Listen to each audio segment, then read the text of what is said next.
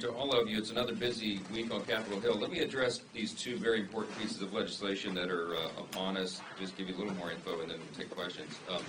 I want to thank our great colleague from Kansas, former Attorney General. He knows that of which he speaks, and Congressman Schmidt gives great voice to this. We're talking about this problem of rogue rulings, and the Democrats, our colleagues here, they talk all about this so-called constitutional crisis that they see around every tree. They don't like President Trump's policies, and so that's their catchphrase they use for everything. But there really is a constitutional crisis that's developing. It's not the one that the Democrats claim, though. Listen to these numbers, and we've shared them before. 67% of all injunctions issued by district court judges against the president since the year 2000 were issued against one man, and his name's President Donald J. Trump. 92% of those injunctions against the president were issued by Democrat-appointed judges. There's a problem. I mentioned before, I was a constitutional law litigator, routinely would run into judges that I would describe as activists, but it was much more rare than it is now, and it's a problem that has been noted needs to be addressed. Under the existing framework, one singular district court judge out of 677 of them, anywhere in America, can subvert the will of the duly elected president carrying out his constitutional duties. And they're doing that. And so we've got to step into this. Despite the American people's wholesale rejection of Democrat ideas at the ballot box, you have activist judges who are abusing the system to legislate from the bench. That's effectively what an activist judge is. This is not how the system our founders designed is supposed to work. Under our Constitution, we have three co-equal branches of government, each with the ability to provide a check on the other. And we do have that authority. Democrats seem to have forgotten that.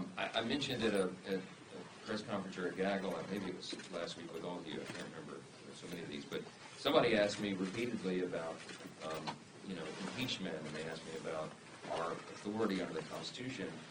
What authority do we have? Under Article 3, the Congress is given the authority to determine, define, fund all lower courts. Only the Supreme Court has mentioned itself in the Constitution, and the lower courts are within the purview of the Congress. And I was asked, and I offered the answer, yes, I mean, we could defund those courts. I wasn't saying, let me clarify, I wasn't saying that we're doing that. I was trying to describe what the Constitution says. Go read it for yourselves. We have broad scope. We have all authority over those lower courts, okay?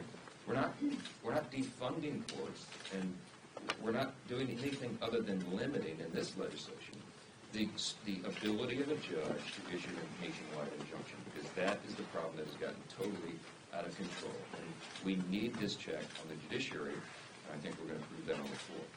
One activist judge should not issue a nationwide injunction against the president's policies, and these district courts have to stay within their constitutional balance.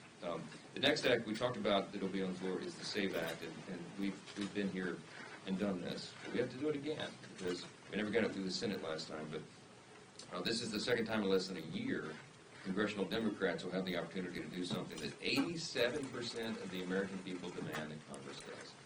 Only U.S. citizens should decide U.S. elections. It is in federal law, but it is not always enforced, and you need further enforcement. Why? Because we have to make sure that the law is complied with, and this will require a reasonable measure of having an ID to prove your citizenship. It's Democrats say it's already illegal to vote as a citizen, but that doesn't mean that you don't need further enforcement. We don't rely on the integrity of teenagers trying to purchase a six-pack at the liquor store, right?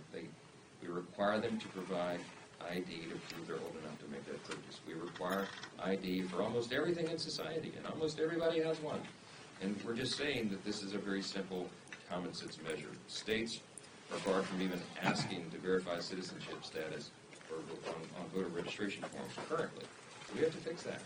And the states can't just rely on the integrity of the registrant. We need a safeguard in the system. So the SAVE Act closes that massive loophole. It codifies President Trump's executive action to secure our voter registration process. It protects the voices of American voters. If we don't have free and fair and safe and secure elections, then we have nothing in a republic. And so that's where we're moving forward, and we'll